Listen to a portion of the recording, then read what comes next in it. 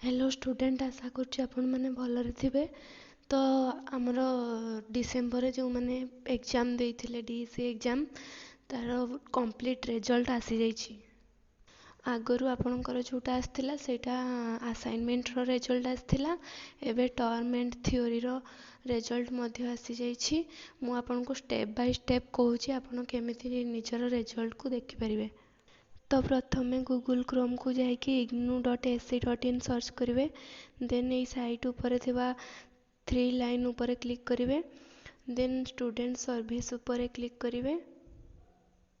Then एमती गोटे page आपणक पाखरे ओपन हो तलकू स्क्रोल करके रिजल्ट्स उपरे क्लिक करेंगे। देन क्लिक कला परे ग्रेड सीट बोली देखो सेकेंड रे लिखा है ता उपरे क्लिक करंतु।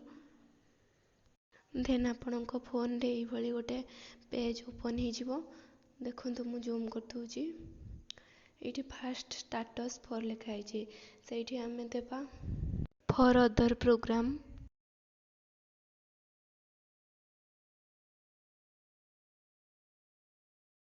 देन प्रोग्राम कोड देवे DECE।